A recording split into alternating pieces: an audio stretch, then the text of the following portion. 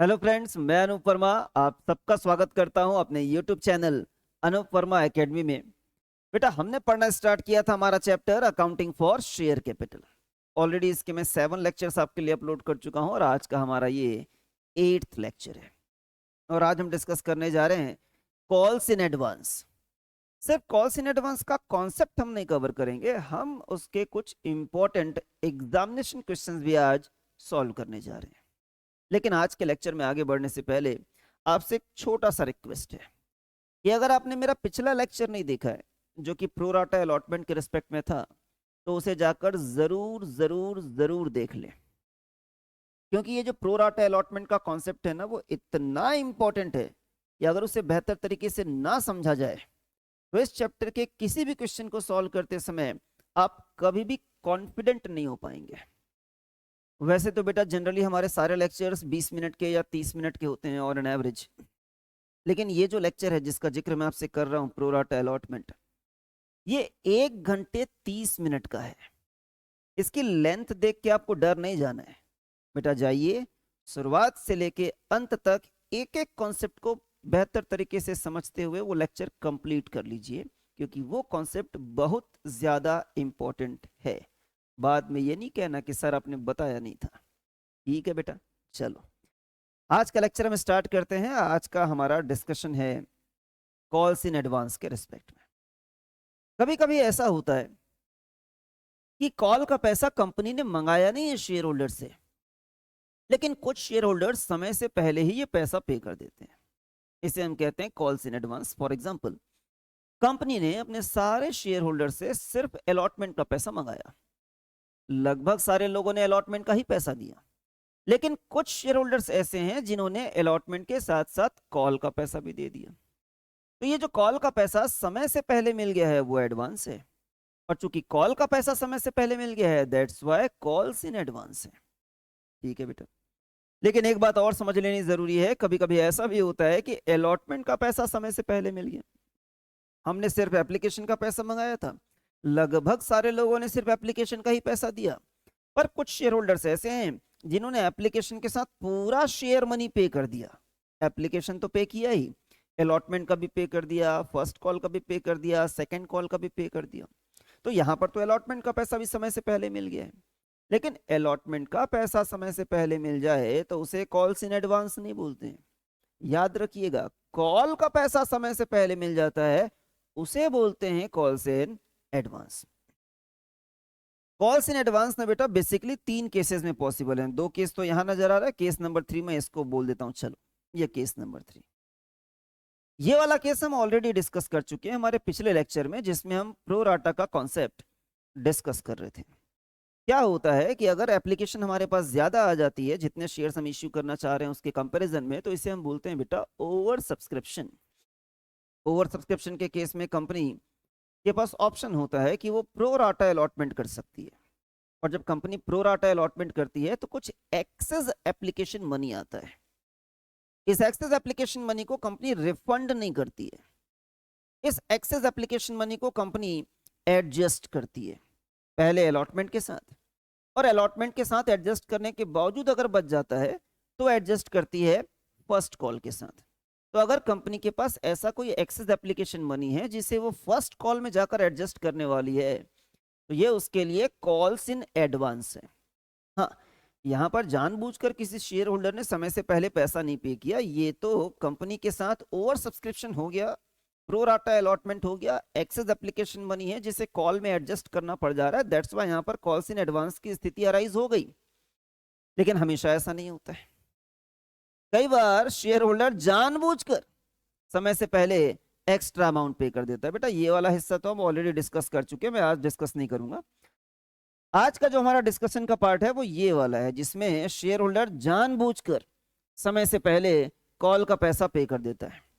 हमने मंगाया अलॉटमेंट का पैसा, तो भाई तुम सिर्फ अलॉटमेंट का पैसा दो, लेकिन तुम क्या कर रहे हो, तुम कॉल का पैसा भी अलॉटमेंट के साथ ही पे कर दे रहे हो। हमने मंगाया तुमसे एप्लीकेशन का पैसा, तो भाई सिर्फ एप्लीकेशन का पैसा दो, लेकिन तुम क्या कर रहे हो, एप्लीकेशन के साथ साथ तुम entire share money means application plus allotment plus first call plus final call, तुम सारा पैसा एक साथ दे दे रहे हो।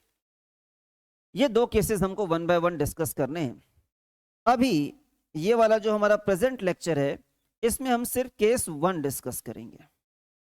केस 2 हम डिस्कस करेंगे नेक्स्ट लेक्चर में, क्योंकि दोनों ही केस बहुत ज़्यादा इंपॉर्टेंट हैं।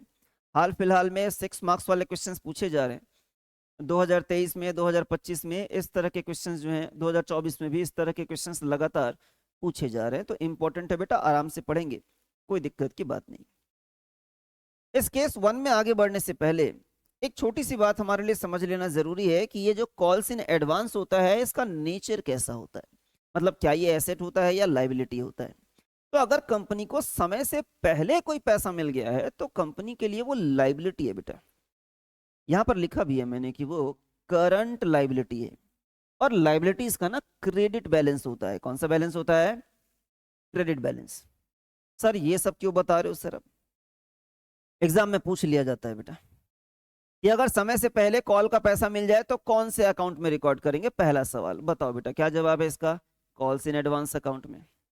फिर दूसरा सवाल ये पूछ लिया जाता है कि कॉल्स इन एडवांस अकाउंट में तो रिकॉर्ड करोगे, किधर रिकॉर्ड करोगे, डेबिट में या क्रेडिट में?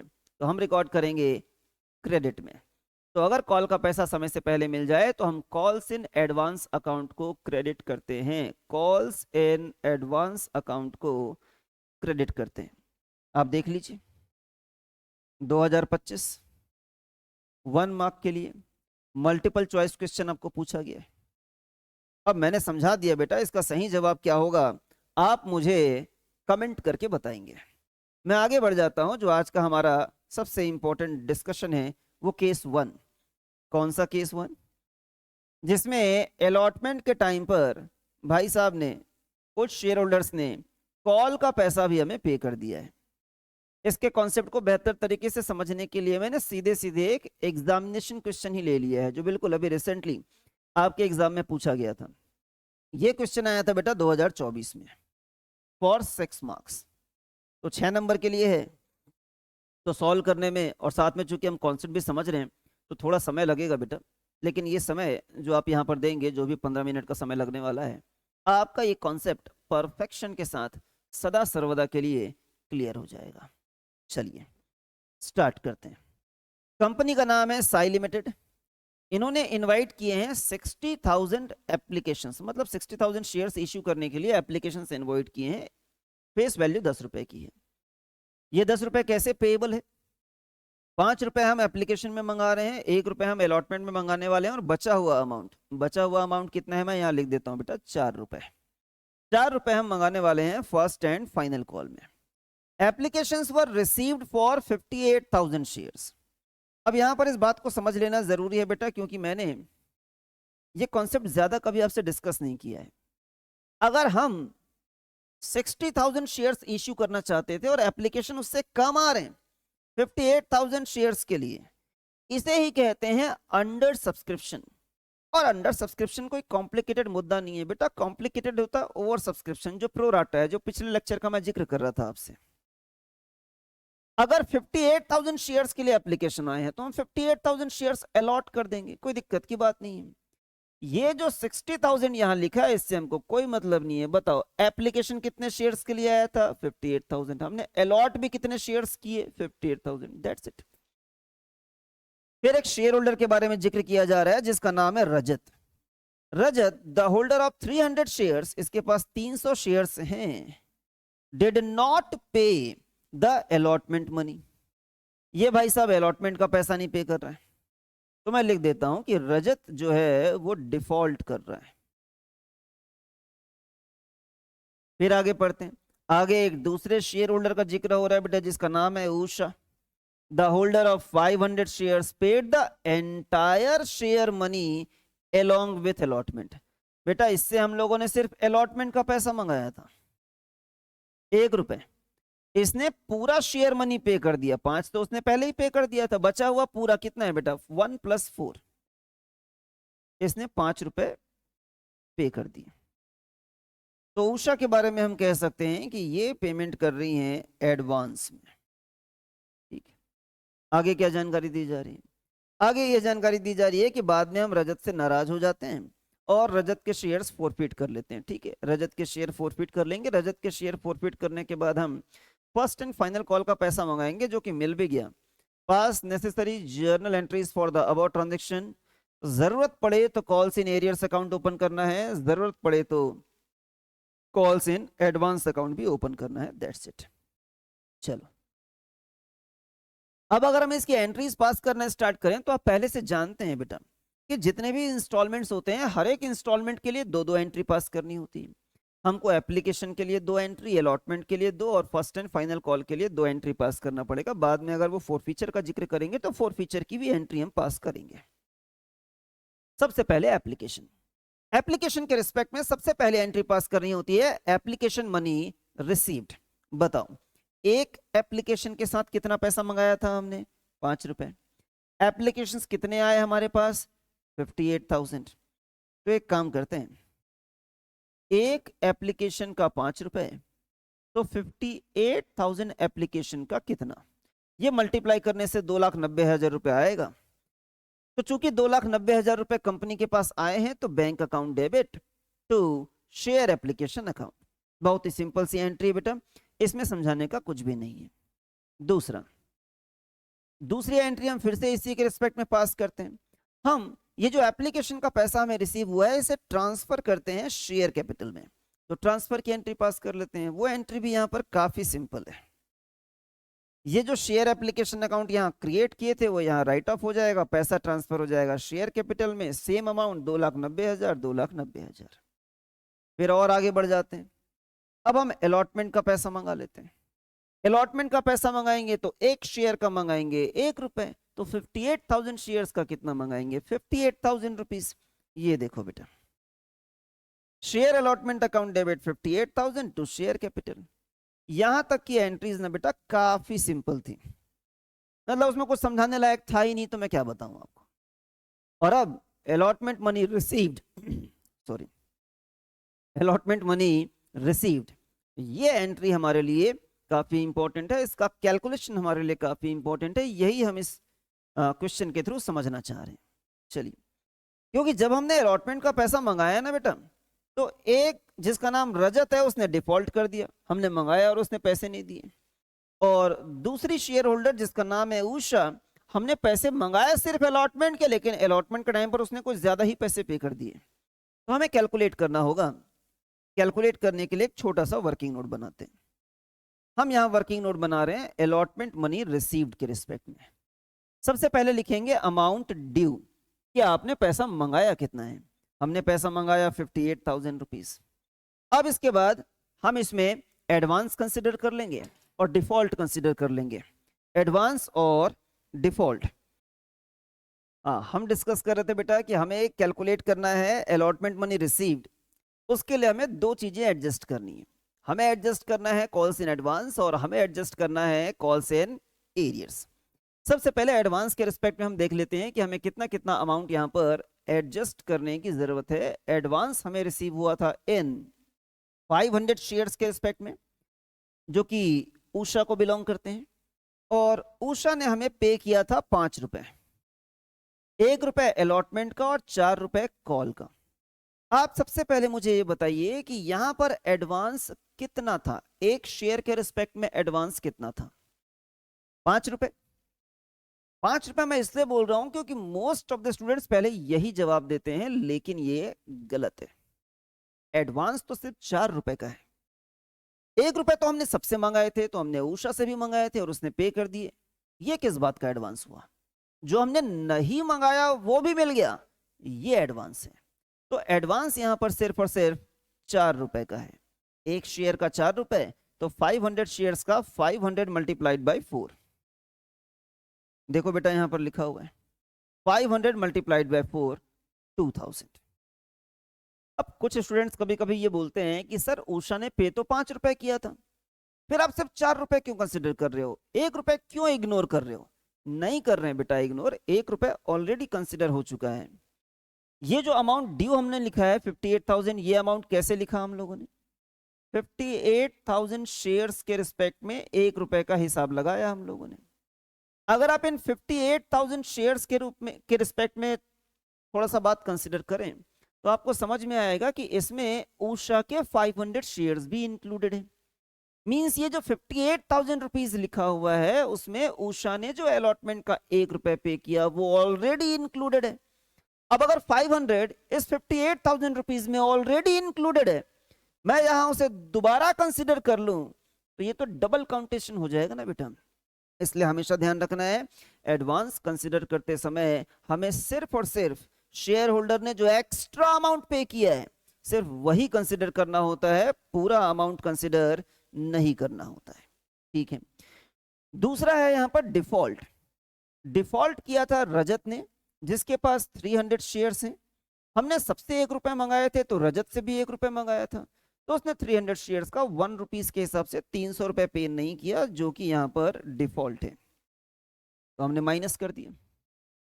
तो 58,000 में 2,000 ऐड कर लीजिए और 300 माइनस कर दीजिए, तो जो नेट अमाउंट आ रहा है 59,700, यही अमाउंट हमें रिसीव हुआ है।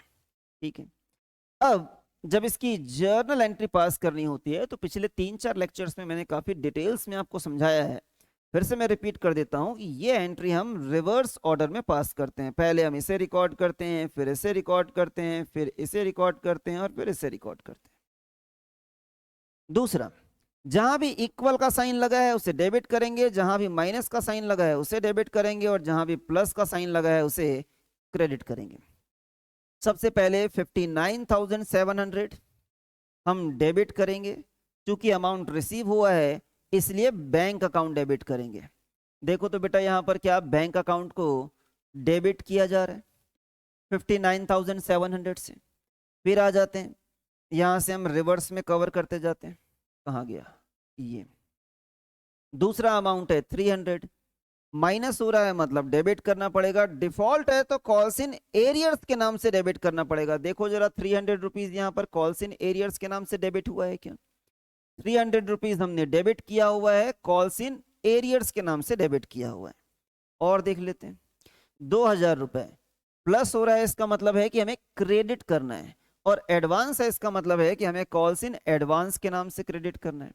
तो 2,000 रुपए हमने क्रेडिट किया हुआ है कॉल्स इन एडवांस के नाम से। और जो लास्ट अमाउंट हमारा 58,000 का है वो ड्यू को रिप्रेजेंट करता है, अलॉटमेंट मनी ड्यू को रिप्रेजेंट करता है, तो इसकी एंट्री हमें शेयर अलॉटमेंट अकाउंट के नाम से करनी होगी। That's it. अब इसके बाद क्वेश्चन में ये जानकारी दी गई थी बेटा कि इसके पहले कि हम फर्स्ट कॉल का पैसा मंगाएं, हमें रजत जो कि डिफॉल्टिंग शेयर होल्डर है उसके शेयर हमें फोरफिट कर लेने हैं। तो कर लेते हैं रजत के शेयर फोरफिट। शेयर फोरफिट करते समय हमें 2 चीजें डेबिट करनी होती हैं और 2 चीजें क्रेडिट करनी होती हैं। ये पहले मैं काफी डिटेल्स में आपको एक्सप्लेन कर चुका हूं। कौन सी 2 चीजें डेबिट करनी होती हैं? हमें शेयर कैपिटल अकाउंट डेबिट करना है, हमें सिक्योरिटीज प्रीमियम अकाउंट डेबिट करना है। लेकिन चूंकि यहां पर प्रीमियम है नहीं तो सिक्योरिटीज प्रीमियम अकाउंट नहीं आएगा। तो चलो शेयर कैपिटल अकाउंट तो डेबिट करेंगे ना हम। ये देखिए शेयर कैपिटल अकाउंट हमने कर दिया डेबिट। सवाल ये उठता है कि कौन से अमाउंट से किया जाएगा? Face value called up whether received और नॉट। तो बेटा हमारा फेस वैल्यू कॉल्ड अप है यहां पर 6 रुपए का, कि हम 5 रुपए एप्लीकेशन का मंगा चुके हैं, 1 रुपए अलॉटमेंट का मंगा चुके हैं। This is face value called up whether received और नॉट। तो एक शेयर का 6 रुपए, तो रजत के तो 300 शेयर्स थे 1800। फिर जब क्रेडिट करने की बारी आती है तो पहले हम डिफॉल्ट को रिकॉर्ड करते हैं और उसके बाद फिर बैलेंसिंग फिगर निकालते हैं, उसे हम बोलते हैं शेयर फोरफीचर। तो सबसे पहले डिफॉल्ट को रिकॉर्ड कर लेते हैं। डिफॉल्ट तो आपको यही नजर आ रहा है बेटा ऊपर, ये देखो जरा, कॉल्स इन एरियर्स 300 रुपए का। तो कॉल्स इन एरियर्स ये 300 रुपए का हमने यहाँ पर डिफॉल्ट रिकॉर्ड कर लिया। चूंकि ये डिफॉल्ट का पैसा कॉल्स इन एरियर्स अकाउंट में पड़ा हुआ था तो कॉल्स इन एरियर्स अकाउंट के नाम से रिकॉर्ड कर लिया। और जो बैलेंसिंग फिगर आ रहा है 1800 माइनस 300 दैट इज 1500, इसकी एंट्री हमने यहाँ पर शेयर फोरफीचर के नाम से कर ली। अब क्या करेंगे? अब क्वेश्चन में हमको बोला गया था कि जब आप फोरफीट कर लेंगे उसके बाद आप फर्स्ट कॉल का पैसा मंगाएंगे और वो पैसा आपको ड्यूली रिसीव भी हो जाएगा। तो पहले पैसा मंगा लेते हैं। पैसा मंगाते समय आप मुझे बताइए हम कितने शेयर्स का पैसा मंगाएंगे? एक शेयर का तो 4 रुपए मंगाएंगे, वो ठीक है, पर कितने शेयर्स का पैसा मंगाएंगे? हमने शेयर्स अलॉट किए थे 58,000, लेकिन अभी ना बेटा हमारे पास 58,000 शेयर्स हैं नहीं। क्योंकि 300 शेयर्स हमने फोरफीट कर लिए हैं। जो शेयर्स हमने फोरफीट कर लिए हैं उनका पैसा तो हम मंगा नहीं सकते, तो बाकी शेयर्स के रिस्पेक्ट में हम 4 रुपए मंगाएंगे। ये अमाउंट आएगा 2,30,800। मंगा तो लिया बेटा हम लोगों ने 2,30,800, और क्वेश्चन में ये भी जानकारी दी गई है कि सबका सब ड्यूली रिसीव हो गया, पर इसका मतलब ये नहीं है कि आपको एग्जैक्टली 2,30,800 रिसीव हो जाएगा। क्यों? क्योंकि इसमें से कुछ पैसा पहले ही रिसीव हो चुका है। उषा जिसने कॉल का पैसा पहले ही पे कर दिया है, आपको क्या लगता है कि उषा ये कॉल का पैसा दोबारा पे करने जा रही है? नहीं। तो आइए जल्दी से एक छोटा सा वर्किंग नोट बना लेते हैं। सबसे पहले हम अमाउंट ड्यू लिखते हैं कि हमने मंगाया तो है 2,30,800, लेकिन हम पहले से ही जानते हैं कि ये उषा ने जो 2,000 रुपए एडवांस पे किया था, अब वो अमाउंट पे नहीं करने जा रही है, तो ये 2,000 रुपए हम यहाँ से माइनस कर देंगे जो कि एडवांस का अमाउंट था। तो अल्टीमेटली हमको पता चल जाएगा कि अब की बार हमें 2,28,800 रुपए रिसीव होने वाले हैं। अगेन आपको रिवर्स ऑर्डर में एंट्री पास करनी है, पहले इसे रिकॉर्ड करना है, फिर इसे रिकॉर्ड करना है, फिर इसे रिकॉर्ड करना है। 2,28,800 इक्वल का साइन है, डेबिट करेंगे बैंक अकाउंट के नाम से।